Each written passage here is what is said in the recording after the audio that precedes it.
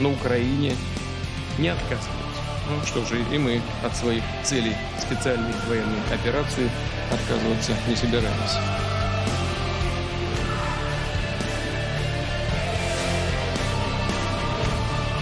Ми повинні визначитись, що зараз час оборони, час битви, від якої залежить доля держави і людей.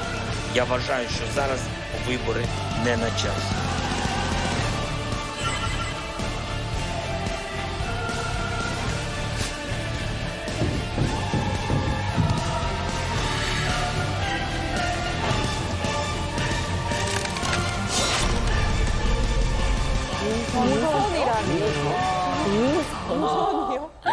오선 세월이 얼마야. 2024년에 오선이라는 말을 듣다니. 그러니까 오선이면 제가 사실 듣기로는 제가 한 3살 정도 때부터 푸틴 대통령이 계속 집권을 해왔다고 알고 있거든요. 근데 그러면은 이번에도 만약에 당선이 된다면 어느 정도나 이제 계속 더 집권을 하게 되는 거예요? 그러니까 푸틴 대통령이 지금까지 4번의 대통령직과 1번의 총리직을 지내면서 총 24년 동안 러시아를 통치해왔어요. 와, 이 정도면 푸틴은 왕이네, 그냥 러시아 왕. 정말. 24년? 그렇죠. 그의 이력을 한번 살펴볼까요? 네. 자,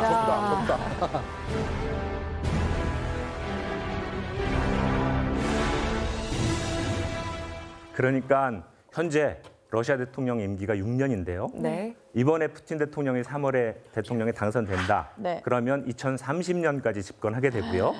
그다음에 또 한 번 할 수 있으니까 그 뒤에 6번째 도전에서 성공하게 되면 2036년까지 대통령 84살 될 때까지 계속 대통령직을 유지하게 될 겁니다. 근데 쌤 이렇게 뭐 2036년이면은 지금 2000년부터 하면 36년을 앞으로 하게 되는 거고요. 또 얼마 전에 보면은 바그너 그룹에서 그 반란 비슷한 것도 있지 않았습니까? 맞다. 작년에. 이렇게 오래 되다 보면은 분명히 권력이 좀 흔들리게 마련인데 아직도 푸틴은 좀 공고해 보여요. 네. 물론 러시아 안에도 전쟁에 반대하는 여론이 있어요. 네. 그렇기 때문에 바그너 그룹의 반란도 이제 그런 위험 요인일 거고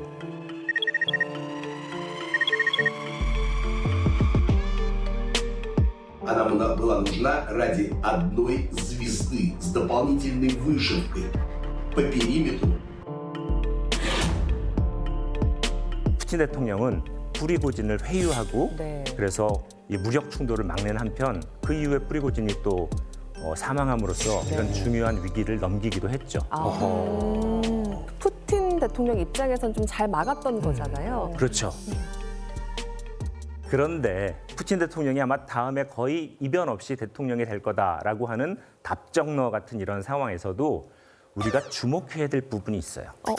바로 푸틴 대통령이 몇 퍼센트의 지지율로 당선되는가 하는 점입니다. 지난 대선 때 결과를 한번 볼까요? 네. 뭐야 이게 무슨 그래프인가요? 위에가 사선 거죠? 때 그때네요. 네. 무소속인. 보시면 푸틴 대통령의 지지율이 76.62%였어요.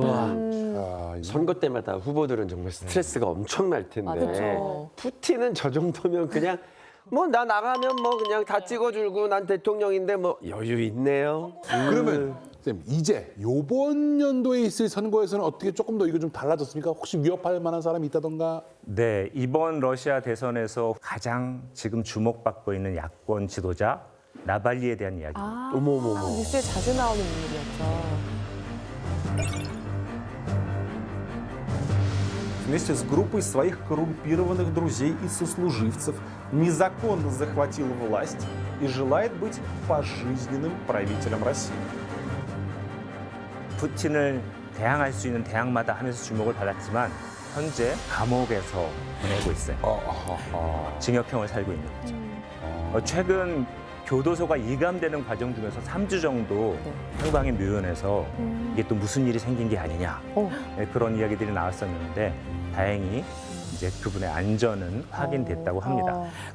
그런데 이제 이 사람이 지금 그 이감되어졌다는 교도소가 다른 데가 아닌 그 북부권에 있는 야말로 네네츠크라고 하는 구역에 있는 교도소여서 아마 그렇게 멀리 보낸 거는 다가오는 대선에서 네. 여러 가지 불안 요인이나 도전 요인을 제거하려는 그런 조치다 이렇게 해석되기도 합니다. 러시아는 교도소가 북극에 있군요.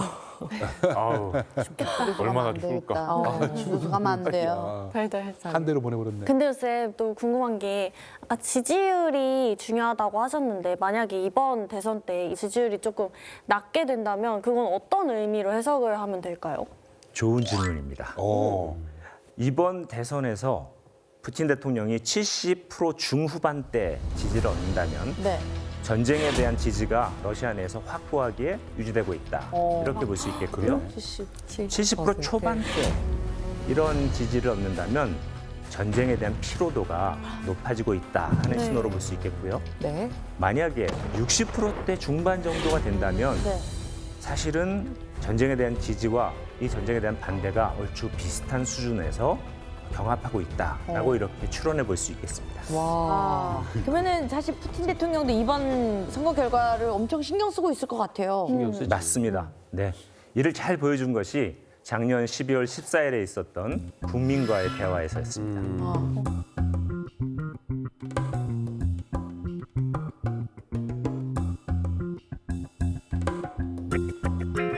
네 시간 동안 생방으로 한다고 진짜로? 와.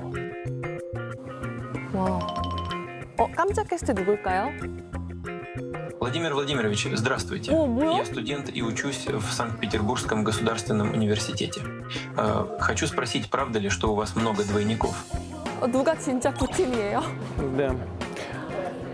Вот я смотрю, вы можете быть на меня похожи и говорите моим голосом. Но я подумал и решил, что похожим на себя и говорить моим голосом должен только один человек. И этим человеком буду я.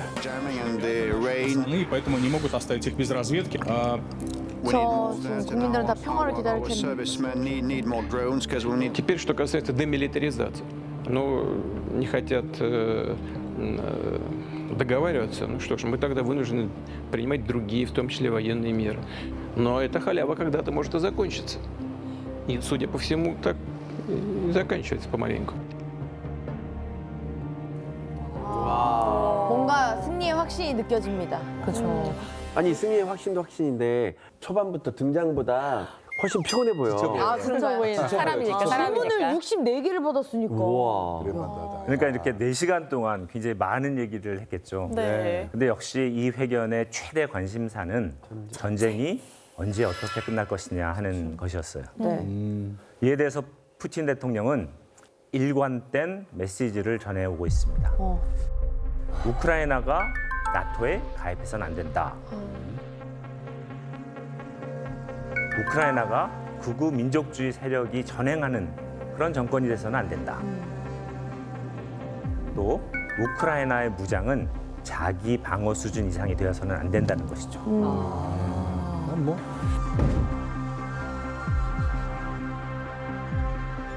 근데 지금 말하는 것만 봐서는 쌤, 뭐 곧 평화가 올 것 같습니다. 아니면은 뭐 이런 우리가 뭐 이기고 있으니까 끝날 것 같습니다. 이게 아니라 뭐 지금 뭐 끝낼 분위기가 보이는 것 같지는 않거든요. 맞습니다. 러시아의 입장이 대단히 완고하고 확고하죠. 근데 이제 문제는 우크라이나가 자력으로 러시아에 대항해서 싸울 수 있는 여건이 안 된다는 점입니다. 전쟁을 계속하려면 미국을 위시한 서방 측의 지원이 반드시 필요한데 네. 서방 측 상황이 조금씩 바뀌면서 어려워지고 있는 게 사실이죠. 이를 단적으로 보여주는 것이 타임즈의 두 표지에서 대조되는 젤렌스키 대통령의 모습이 나타나고 있습니다. 아, 뭔가 1년 사이에 좀 초라해 보여요. Nobody believes in our victory like I do. 예. 사투리인가요? 노바디 할까? 아니 이게 캘리포니아 발음이에요.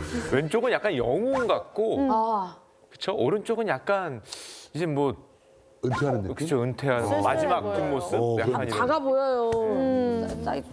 왼쪽에선 그래도 확고한 의지, 결연한 표정, 그리고 우크라이나의 단결된 힘 이런 것들이 보인다면 네. 오른쪽에서는 작고 왜소하고 저 뒷모습이 굉장히 초라해 보이죠. 예. 사실 지난 겨울을 생각해 보면 미국을 비롯한 전 세계의 우크라이나에 대한 지지와 지원은 막강했어요.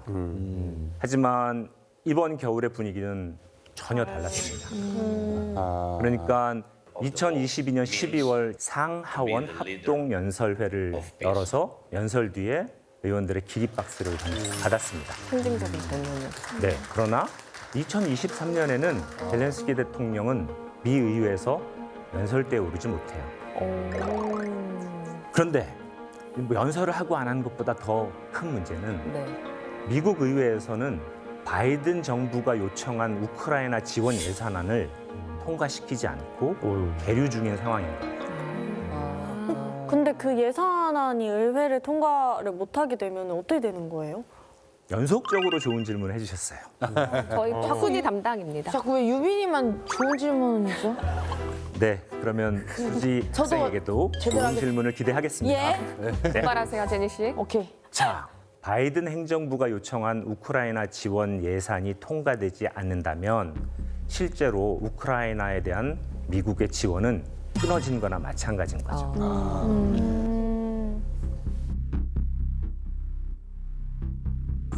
Your money is not charity. It's an investment in the global security and democracy. 그리고 이런 대외적 어려움 못지않게 외부 사정도 좋지 않아요. 작년 6월 대대적으로 이루어졌던 우크라이나의 대반격이 사실상 실패하면서 젤렌스키 대통령의 지위가 흔들리고 있어요. 대표적인 것이 정부 신뢰도는 5월에 74% 정도의 신뢰도를 얻고 있었던 데 반해서 네. 이 작전이 실패한 이후 39%로 떨어진 것으로 나타났고요. 완전 강타작 텐데. 네. 그리고 오랜 전쟁으로 인한 우크라이나인들의 이런 피로감 그리고 불만이 점점 커지면서 이런 결과가 나왔다라고 풀이해볼 수 있겠죠. 답이 없으니까. 만약에 그러면 우크라이나에서 대선 치르 잘해가지고 치른다 그러면 대통령이 바뀌거나 뭔가 좀 다른 상황이 벌어질 수도 있는 가능성이 꽤 있겠네요. 네, 충분히 가능한 이야기입니다. 꾸준히 지지율이 상승하고 있는 총참모장 잘루즈니가 무시할 수 없는 경쟁자가 되겠죠. 이분은 러시아와의 전투를 중재하고 양쪽이 타협 가능한 방안을 두면서 협상을 모색해보자 이런 주장에 무게를 싣고 있는 입장인 거죠. 그러니 만약에 뭐 이런 사람이 대통령이 되면 우크라이나 측의 전쟁에 대한 입장이 상당히 바뀔 가능성도 있는 거죠. 그만하자 그럴 수도 있네요. 그만하자. 네, 그러다 보니까 우크라이나에서는 구소련부터 독립한 이후 정권이 계속해서 바뀌고 있는데요. 정권이 바뀔 때마다 친서방 정책 그리고 친러시아 정책 사이를 왔다 갔다 하는 이런 변화를 계속 보이고 있어요. 이건 우크라이나가 바로 경쟁하는 두 세력 사이에 끼어 있는 지정학적 중간국이기 때문에 그럴 수밖에 없는 거고요. 맞아요. 그런데 이런 내부 정치 변동에 따라서 우크라이나 러시아 관계 변동을 이해하기 위해서는 살펴봐야 할 첫 번째 사건이 있는데 네. 그게 바로 2004년 오렌지 혁명이라는 게 발생한 거예요. 여러분 혹시 오렌지 혁명에 대해서 들어보셨나요? 오렌지? 오렌지는 이제 캘리포니아에 또 많아요. 맞죠. 많이 들었는데 혁명까지 일어난 줄은 몰랐어요. 나랑 같은 수준. 오렌지의 어떤 그 재배 방법과 기술을 바꿔서 대량 생산하는 좋습니다. 그러니까 2004년에 우크라이나가 대선을 치르게 되었어요. 이때 두 명의 유력한 후보가 각축을 벌이게 되는데요. 바로 친러시아 성향의 야누코비치 후보 그리고 친서방 성향의 유시엔코 후보입니다.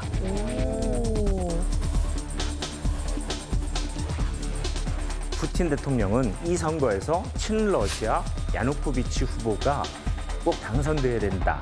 적극적인 지원을 펼칩니다. 그런데 미국 또한 2004년 대선에서 가만히 있을 수 없다. 그러면서 적극적으로 뛰어들어와요. 사실상 이 선거는 미국과 러시아 간의 전쟁이었던 거죠. 이미 전쟁은 이때부터 시작되었다. 이렇게 생각할 수 있겠습니다. 그래서 2004년의 대선의 승자는 과연 2004년. 누구였습니까? 자, 궁금하시죠? 네. 정답 얘기하기에 앞서서 혹시 네. 유셴코 후보자 얼굴에서 약간 뭔가 이상한 점은 뭔가 뭐 사고가 있었던 것 같아요. 아까부터 뭐 말하고 싶었는데 화상이라든가 혹시나 무슨 말하면 테러라든가. 상처에 네네. 받으실까 봐 말 저는 못했어요. 뉴스에서 봤을 때 그냥 피부가 굉장히 조금 뭔가 트러블이 있으시구나 이런 줄 알았는데 사건이 있었나요? 네, 벌써 거뭇거뭇한 게 그냥 보통이 아니죠. 네. 대선 2달을 앞두고 유셴코는 인생에서 최대 위기를 맞게 됩니다. 선거 유세를 하는 중에 먹던 스프에 치사량의 다이옥신이 들어있었다고. 러시아 방법이잖아. 유셴코는 이것이 러시아 소행이라고 주장했고요. 야. 물론 러시아는 이를 부인했죠. 아니다.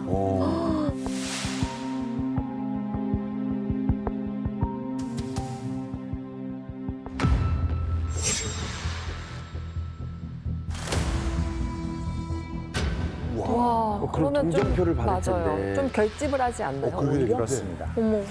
그런데 이 선거가 그 결과가 문제가 돼요. 왜요? 49.46% 대 46.61%. 와, 한 3%. 야누코비치가 아슬아슬하게 승리를 합니다. 와. 그런데 이 대표 결과에 대해서 의혹을 제기하는 시민들이 이 선거는 부정이다라고 규탄을 하면서 대규모 시위를 벌이기 시작한 거예요. 이게 바로 오렌지 혁명입니다. 진짜 오랜 지금 다들 오렌지색 깃발을 들고 있는데 저거는 어떤 의미예요, 선생님? 유셴코가 선거 캠페인 때 사용했던 게 바로 이 오렌지 깃발이거든요. 그래서 2005년 1월 23일 재투표 과정을 거쳐 유셴코 후보가 대통령에 당선 취임함으로써 2개월에 걸친 대장정을 마무리하게 됩니다. Української нації. Можливо, до цього ми йшли декілька століть. Ми 14 років були незалежними.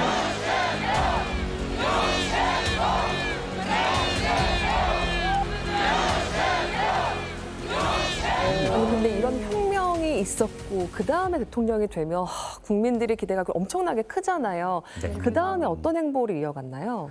취임 이후에 유셴코 대통령이 이제 펼친 정책은 당연히 친서방 행보였죠.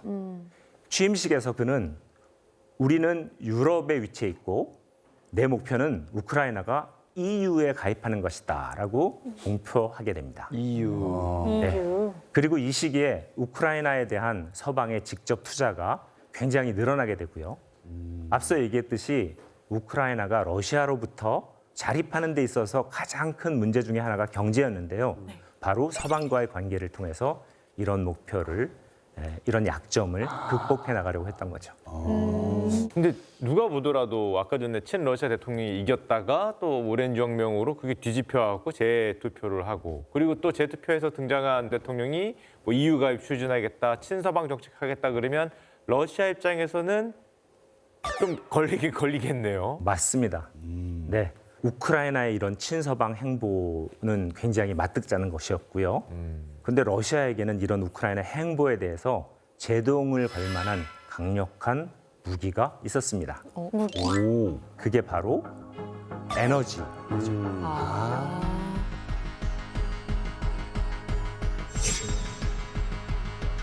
Ничего, сложившейся по вине украинской стороны, мы были вынуждены начать снижение давления на входе в газотранспортную систему Украины.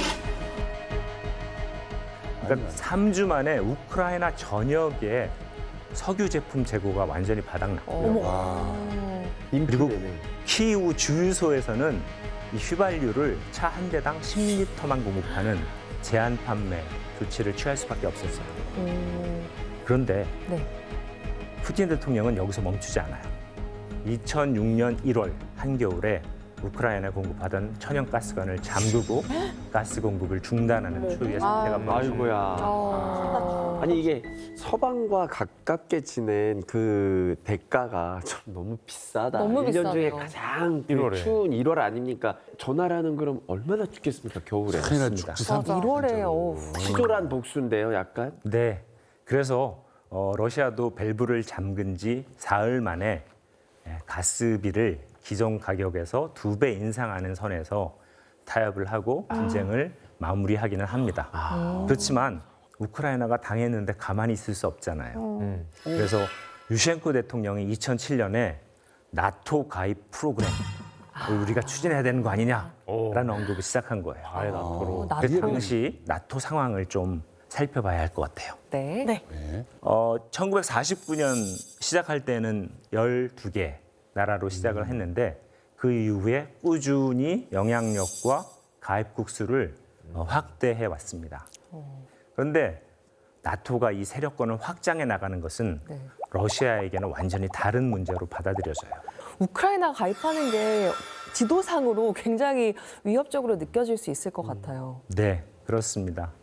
사실 집권 초기부터 푸틴 대통령이 이렇게 대결적인 입장을 가진 건 아니었어요. 푸틴 대통령 스스로도 나토에 가입해서 러시아의 안보를 강화해 보려는 그런 열망을 가지고 있었어요. 러시아가 나토에 가입하려고 한 적이 있나요? 네, 그렇습니다.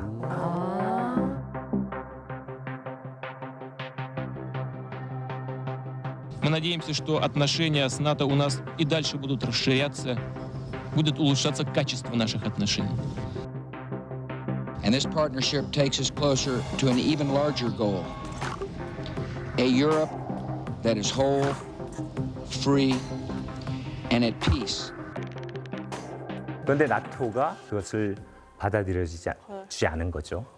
이제 그러면서 나토가 점차 동적으로 확장되어져 오는 이런 모습은 러시아에게 큰 위협과 도전으로 받아들여지게 된 거죠. 결국 푸틴 대통령은 공식적으로 미국의 나토 팽창에 대한 분노를 표출하게 되었어요. 비판의 목소리를 내게 된 거죠.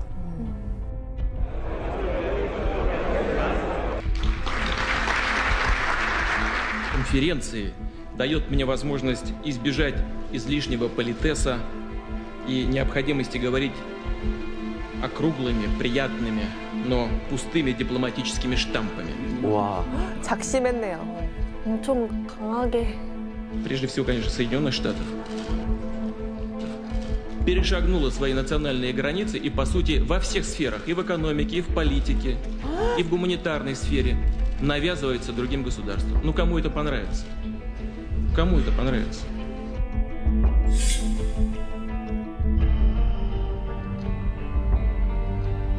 Хотел бы привести цитату из выступления генерального секретаря НАТО господина Вернера в Брюсселе 17 мая 1990 года. Он тогда сказал: «Сам факт, что мы готовы не размещать войска НАТО за пределами территории ФРГ, дает Советскому Союзу твердые гарантии безопасности». Где эти гарантии? 우와!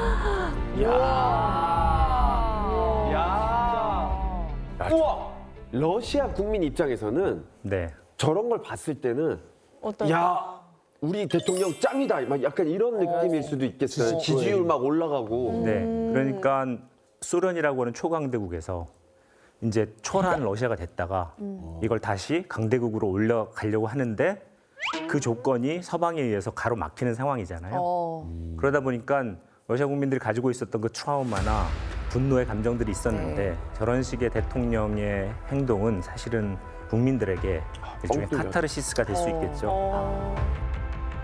Потому что он является национальным лидером, его уважают, его поддерживает большинство россиян, и его политику поддерживают многие. И... 선생님 이때 그러면은 미국이랑 우크라이나 반응 분위기는 좀 어땠어요? 자, 이거 되게 좋은 질문이죠. 네, 좋은 질문. 끌어내지 마세요. 그런데 미국이나 서방이 아주 집중해서 주의를 기울인 건 아닌 것 같아요.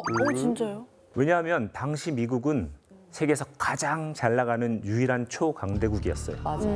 그런 미국에게 러시아는 그저 냉전에서 패배한 그런 나라였던 거예요. 그러니까 푸틴의 이런 요구는 크게 위협적으로 느껴지진 않았던 것 같아요.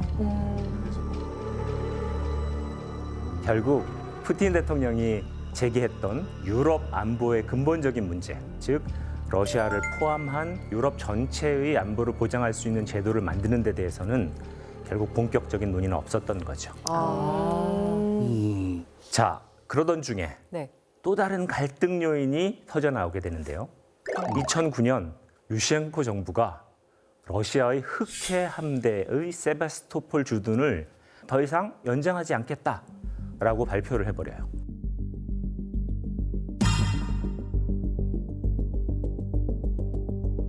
흑해 함대 주둔지 세바스토폴이 어떤 곳인지 한번 살펴볼까요? 네.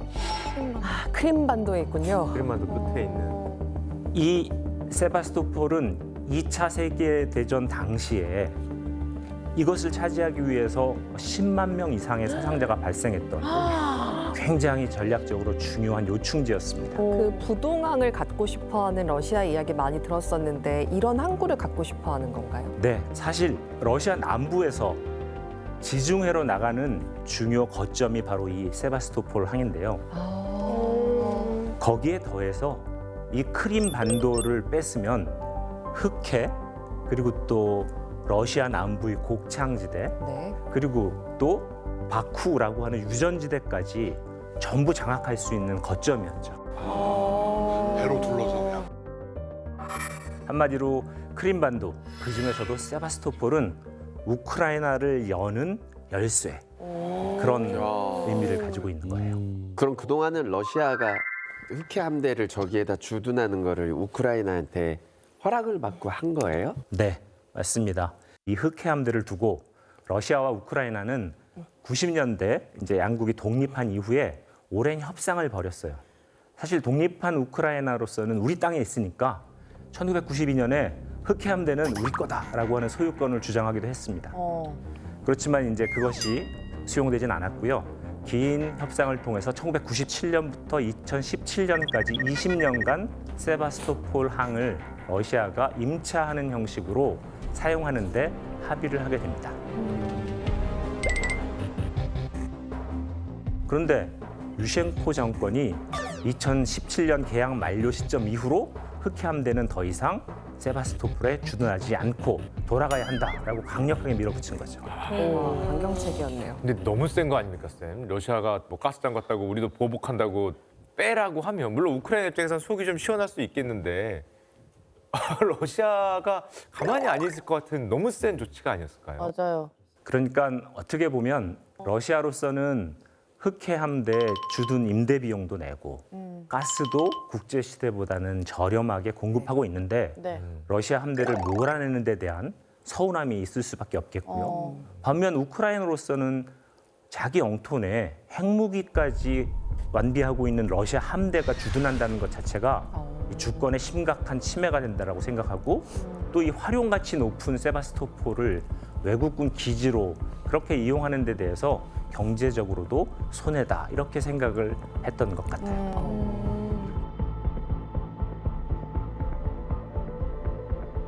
이렇게 유셴코 정부 시기에 나토 가입 추진하고 또 가스 분쟁이 있었고 흑해 함대 문제까지 불거지면서 양국 관계는 급속하게 악화되기 시작되었습니다. 이런 악화일로를 걷던 양국 관계는 2010년에 또 한 번의 변화를 맞이하게 됩니다.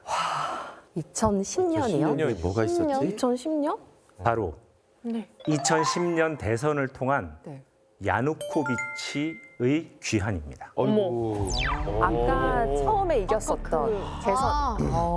아니 근데 이분은 2004년 대선 때 선거에도 졌고 약간 친러 인사 아닙니까? 부정선거 의혹도 있고 좀 안 좋았던 것 같은데 어떻게 이분이 복수전에 성공을 했는지 궁금하네요. 네. 오렌지 혁명의 주역이었던 이 유셴코 정부에 대한 국민들의 기대가 굉장히 높았겠죠. 그렇지만 현실은 그에 미치지 못했어요. 뭐니 해도 가장 큰 문제는 경제였습니다. 경제. 그걸 잘못했구나. 아이고. 러시아의 가스 협상 실패로 5년 새 3번이나 가스 중단 사태를 경험하기도 했고요. 또 부패한 구조 속에서 경제가 심각하게 망가졌거든요. 특히 2008년 글로벌 금융위기 시에 우크라이나는 9월 경제 위기를 맞이하면서 결국 우크라이나는 IMF의 구제 금융을 신청하는 상황까지 가게 된 거죠. 많이 안 좋았구나. 그러면 안 되지. 이것이 유셴코 정권의 치명타가 되는데요. 결국은 2010년 2월 대선에서 야누코비치는 우크라이나의 4대 대통령으로 당선되었습니다. 먹고 사는 문제가 중요해요. 맞아요. Я думаю, что мы сегодня сделаем первый шаг по преодолению кризиса, и он будет убедительным. 그래서 이 대통령이 바로 한 일이 뭔가 하면 크림반도 내 흑해 함대 주둔 기한을 2042년까지 연장을 합니다. 와, 길게도 연장했네요. 아, 그리고 30년 동안. 그 대가로 국제 시세보다 30% 낮은 가격으로 러시아의 가스를 공급받기로 하는 거죠. 먹고 살아야 되는데. 그러면은 방금 말씀하신 좀 흑해 함대 협상을 시작으로 뭔가 다시 뭔가 친러 쪽 정책을 펴게 된 건가요? 네, 보다 정확하게 얘기하자면 야누코비치 대통령은 다면 외교 정책으로 전환했다라는 이야기가 조금 더 정확할 것 같아요. 다면 외교? 그러니까 러시아도 좀 친해지고 또 서방도 또 필요하면 또 이용하고 약간 맞습니다. 실리적인 그런 정책을 피는 맞습니다. 대통령인가 보다. 2010년도가 사실 그때 당시 유럽 경제가 굉장히 안 좋은 때였거든요. 그러니까 유럽과의 관계에서 또 크게 얻을 수 없는 상황에서 또 러시아를 활용하는 게 어쩌면 합리적인 반응이었을 것 같아요. 그래서 한쪽에 치우치기보다는 러시아 유럽 균형적인 관점에서 경제를 살려보려는 그런 전략이었던 거죠. 그러니까 이게 말은 좋아 보입니다. 양쪽에서 다 이렇게 해가지고 이득을 챙기고 우리가 중간에서 잘해보자는데 항상 그 말은 좋다는 게 괜찮았습니까 이게? 자, 말은 괜찮았는데 이 야누코비치 대통령이 임기를 다 채우지 못하고 탄핵을 당합니다. 우여곡절이 정말 많은 분이네요. 탄핵은 왜요? 탄핵이요? 탄핵. 우크라이나 난리가 많았구나. 우크라이나가 이유가 궁금해요. 문제는 서방과 러시아 양측이 우크라이나를 사이에 두고 줄다리기를 하면서 발생한 거예요. 당시 2012년경부터 우크라이나 야누코비치 정권이 EU 가입을 추진하기 시작해요.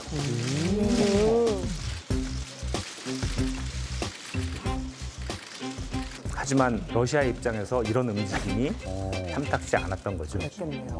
러시아가 압력을 행하자 그런 러시아 압력에 EU 가입 협상을 관두자니 국민과 야당들 반발이 클 것이고 또 그렇다고 러시아랑 관계를 끊자니 손해가 크게 발생할 것 같고 이 진퇴양난이었어요. 이렇게 야누코비치 정권이 주저하는 그런 사이에 그 우크라이나를 두고 EU 측과 러시아가 본격적으로 돈싸움을 시작합니다. 돈 싸움이면 뭐 지원 같은 건가요? 네. EU가 약 270억 달러를 지원하겠다라고 얘기를 했는데 단 EU는 가입에 상당히 까다로운 조건들이 있고요.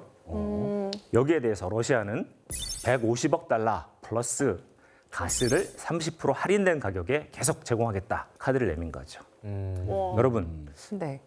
만약에 야누코비치 대통령이셨다면 이때 어떤 선택을 하셨겠습니까? 네, 이런 건 슈카 씨가 제일 궁금한데. 경제학도로서 볼 때 어느 쪽이 더 경제적입니까? 두 개 다 가지면 안 될까요? 아유, 사고를 안 되는 거 넓혀서 같아요. 하나만 선택해야 된다는 이런 고정관념을 된대잖아요. 벗어날 필요도 있어요. 싫어한대잖아요. 안 되잖아요. 반반씩이라도. 저 같은 경우는 그러면 러시아를 택하겠습니다. 이유는 뭐죠? 왜냐하면 가스라는 게 이게 굉장히 중요한 포인트인 것 같아요. 가스나 석유로 공격을 당했을 때 국민들의 어떤 저항 이런 걸로 정권이 좀 흔들린다. 그러면 제가 대통령이라면 네. 저는 러시아를 택합니다. 그렇죠. 우크라이나로서는 이 에너지 문제가 굉장히 중요한 카드가 될 수 있겠죠. 네. 그래서 결국 야누코비치 대통령은 러시아를 선택하게 됩니다. 그리고 EU 가입 협상을 중단하게 됩니다. І дію рішення Кабінету міністрів України від 18 вересня 2013 року про підготовку до підписання проекту угоди про асоціацію між Україною та Європейським Союзом і державами з іншої сторони. 그러자 이에 대한 반발이 생겨났겠죠. 이 반발이 2013년 11월 21일에 발생한 유로마이단 혁명이었어요. 아 들어봤어 우리 배운 적도 있었는데 우크라이나 다이나믹. 이런 맥락이 있는 줄 몰랐네요. 혁명이 또 일어났어. 마이단이라는 것이 광장이라는 뜻을 가지고 있는데요. 유로 마이단, 그러니까 유럽을 향하여라는 외침이 들려오는 광장. Ми скажемо, що слухайте, нам потрібна Європа. Ось хто, ось Майдан по Україні, таких Майдан дуже багато. And he did it under the auspices of President Putin. So, this president, I mean President Yanukovych, betrayed the Ukrainian people. He sold my country. President Putin is a winner. 유로마이단이 발발하자 야누코비치 대통령은 EU와의 관계 다시 강화하겠다 라면서 이렇게 시위를 달래보려고 시도를 하는데 결국은 안타깝게도 이 시위가 폭력화되어지고 맙니다. 아이고. 그러셨구나.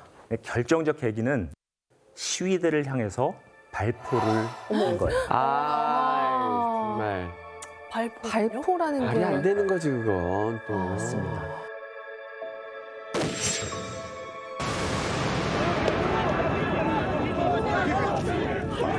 Было 15 карет скорой помощи, которые забрали по 2 человека. Это точно то, что мы знаем. Точное количество пострадавших нам неизвестно. 6월 18일에 시위대의 첫 사망자가 발생하고 그날에만 시위 참가하던 23명이 사망했어요. 상당수 총상, 수류탄 폭발 이런 걸로 사망했고요. 이후에 100여 명 이상의 시민이 사망하고 경찰들도 다수 사망하는 그런 비극이 되고 말았습니다.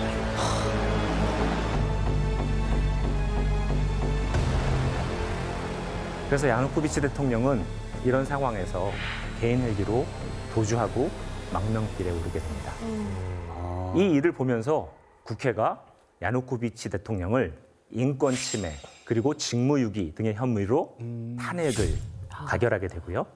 그의 대통령직은 상실되게 됩니다.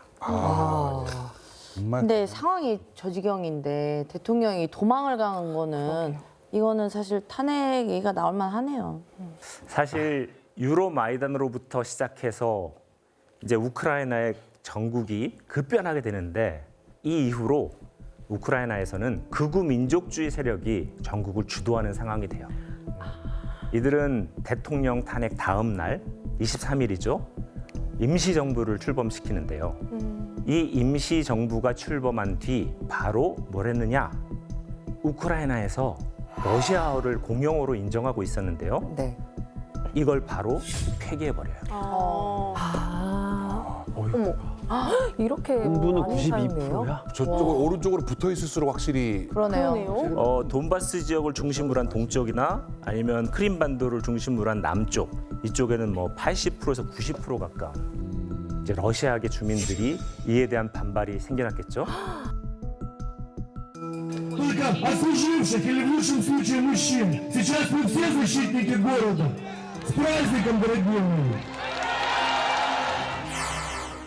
특히 크림반도 쪽에서 러시아의 지원을 받으며 움직이기 시작한 거죠. 세바스토폴 시장이 러시아에 군대를 요청하고 푸틴 대통령이 크림반도의 병력을 보내고 그리고 주민 투표를 진행하고 이렇게 해서 한 달도 채 안 되는 기간 내에 러시아가 손쉽게 크림반도를 합병하게 됩니다. 크림반도를. Изнурительного плавания Крым и Севастополь возвращаются в родную гавань.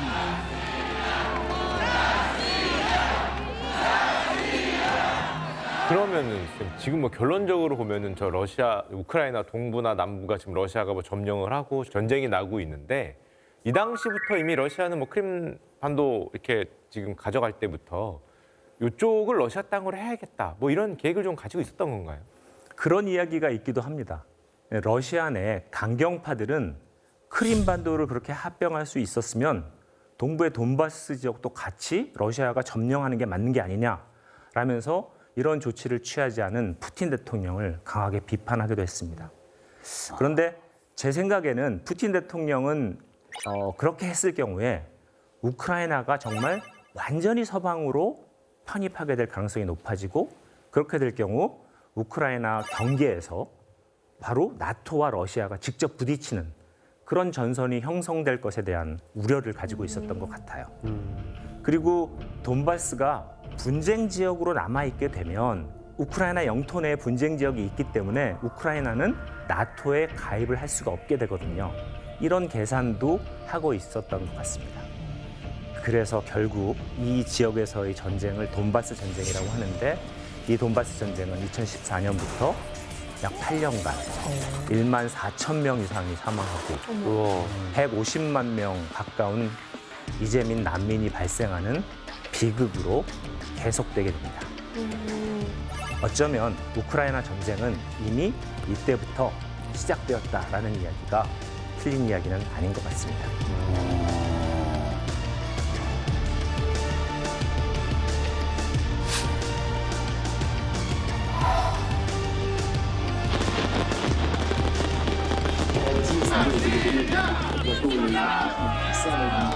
Сколько эта трагедия может продолжаться? Сколько еще можно это терпеть? Россия сделала все для сохранения территориальной целостности Украины.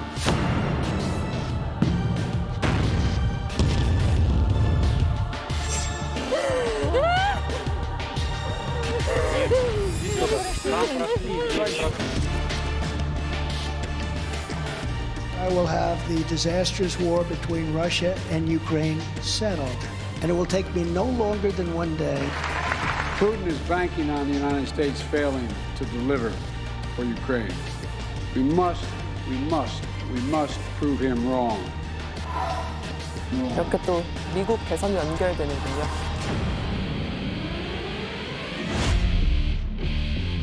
와, 이게 진짜 선거가 연결된 게 어느 방향으로 흘러갈지. 물건에 따라서 이게 완전히 달라질 것 같아요. 나라의 운명이 네. 방향이 바뀐다라는 게 정말요.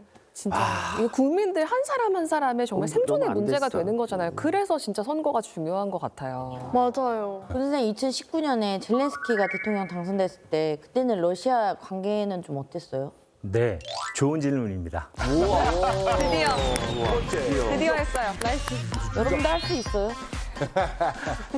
이제 젤렌스키 대통령이 대통령 당선된 과정에서 러시아와의 관계 개선을 하면서 이 적절한 화해와 공존의 방법을 찾아봐야 한다. 이런 것이 젤렌스키 후보의 선거 캠페인의 중요한 포인트였습니다. 국민들 또한 극단적인 반러시아 정책에 대한 반감과 분쟁에 대한 우려 이런 것들이 컸기 때문에 젤렌스키 후보에게 표를 준 것이죠. 초기 젤렌스키 대통령은 러시아와의 관계 회복을 모색했습니다.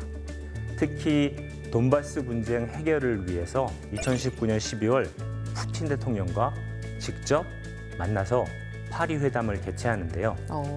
바로 이 파리 회담은 그 자체로 굉장히 큰 의미가 있는 회동이었습니다. Встреча была долгой, сложной. Действительно, настроение встречи больше положительное. 오랫동안 그 교착 상태에 빠져 있었던 돈바스 문제의 돌파구가 마련될 수 있겠다 하는 이런 조심스러운 기대가 이때 고조되었는데 끝내 실현되지는 못했습니다. 양국이 협상을 구체화하고 구체적인 해법을 실행해야 되는 그 시기에 바로 코로나가 발발했던 거죠. 이런. 결국 이 외교의 시간은 무위로 끝나고 말았던 것입니다. 외교의 시간. 궁금한 게 전쟁이 벌어진 후에도 혹시 휴전이라든가 뭐 이렇게 이야기를 나눌 수 있는 그런 기회는 없었나요? 사실은 그런 전쟁 발발 이후에 이 전쟁을 멈출 수 있었던 기회가 한 2번 정도 있었던 것 같습니다. 2번 정도. 첫 번째는 전쟁 발발 직후인 3월경에 러시아, 우크라이나 양측의 대표들이 수차례 평화 협상을 진행했고 이어서 튀르키예가 중재를 하면서 이스탄불에서 만나서 협상안의 어떤 대강을 마련하면서 의견을 좁혔다고 얘기를 해요. 그렇지만 서방의 우크라이나에 대한 지원이 본격적으로 결정되고 또 4월 초 부차에서 발생했던 민간인 대학살 사건이 공개되면서 협상의 불씨가 사그라들게 됐습니다. 전쟁 범죄 지금 의혹을 받고 있잖아요. 그렇습니다.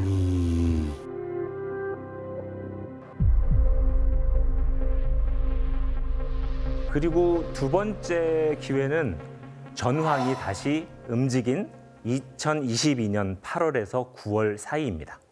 우크라이나가 북동부 전선에서 큰 군사적인 성공을 거둔 뒤였습니다. Російська армія цими днями демонструє найкраще, що вміє. Показує спину. І зрештою, це непоганий вибір для них. 그 시기 러시아는 이미 점령했던 우크라이나 동부의 4개 지역을 자신의 영토로 편입하는 조치를 마무리하면서 휴전 가능성을 타진한 것으로 전해졌는데요. Люди, живущие в Луганске, Донецке, Херсоне и Запорожье, становятся нашими гражданами. Навсегда. 우크라이나로서는 영토를 뺏긴 상황에서 전쟁을 그냥 마친다? 이건 받아들일 수 없었고 합의는 이루어지지 못했습니다. 그러니까. 아니, 근데 저희도 항상 이야기를 하는 게 벌써 전쟁이 2년 가까이 되고 있잖아요. 이게 언제쯤 끝날 수 있을까요? 언제 끝납니까? 2년째 고강도 경제 제재를 러시아에게 가했는데 잘 버티고 있다는 게 중요합니다. 도리어 러시아는 자신의 조건이 관철되기까지 이 전쟁을 계속하겠다라는 의지를 굉장히 강하게 피력하고 있어요. 그러니까 전쟁이 쉽게 끝나기는 어렵겠죠. 특히 푸틴은 3월 대선에서 승리한 뒤에 11월 예정되어 있는 미국 대선에서 바이든 행정부에 불리한 상황을 연출하기 위해서 전쟁을 연말까지도 밀고 가겠다라고 하는 이런 예측들도 자주 나오고 있거든요. 결국은 중요한 것은 미국, 특히 이 서방 전체가 전쟁의 피로감으로 우크라이나 전쟁을 지원하는 이 지원책을 줄여갈 거냐, 아니면 러시아가 손들 때까지 우크라이나를 계속 지원할 수 있겠느냐, 이게 이제 관건이 될 것으로 보입니다. 질문 있습니다. 바이든 지금 행정부에 불리하게 만들려고 끌고 간다고 하셨잖아요. 그러면 푸틴 대통령은 트럼프 전 대통령을 더 선호하는 건가요? 푸틴 대통령 입장에서는 바이든 대통령보다 대화 상대로서 좋을 뿐더러 미국 자신의 역할에 집중하겠다고 하는 트럼프 대통령의 우선주의가 훨씬 다루기가 쉬웠던 거죠. 네. In order to make America great and glorious again, I am tonight announcing my candidacy for President of the United States. He's too scared to challenge him. He's Putin's puppy. That's who he is. Vladimir Putin doesn't want me to be president. He knows I know him, and he knows he ain't going to get away with anything with me.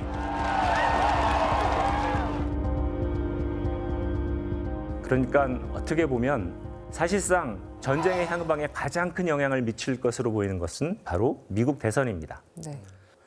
문제는 미국 대선 자체가 예측이 굉장히 어렵다는 점입니다. 사실 미국도 국내 정치가 양분되어 있잖아요. 리더에 따라서 환경 정책이라든지 우크라이나 전쟁, 그리고 대중관계 이런 것들이 크게 변화할 가능성이 적지 않거든요. 이런 의미에서 선거는 단순히 한 나라의 지도자를 뽑는 데 머무는 그런 행사가 아니라 국내 정치를 넘어서 세계 정치 전반의 변동과도 깊이 연관되는 그런 것이죠. 어느 때보다도 누가 나서서 하느냐, 어떤 이익을 대변할 수 있는 그런 사람이 정말 중요한 역할이 있구나라는 생각이 듭니다. 네, 그렇습니다. 2024년은 세계 70개국 이상에서 40억 명 이상이 선거에 참여하는 이른바 선거의 해입니다.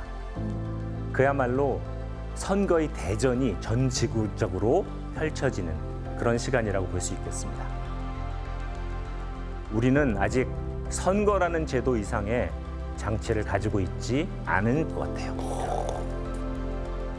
그래서 이 한 해 이 수많은 선거를 통해서 세상이 조금이라도 더 평화스럽고 더 안전하고 행복해지는 그런 변화가 이루어지기를 함께 간절히 노력해 봅시다.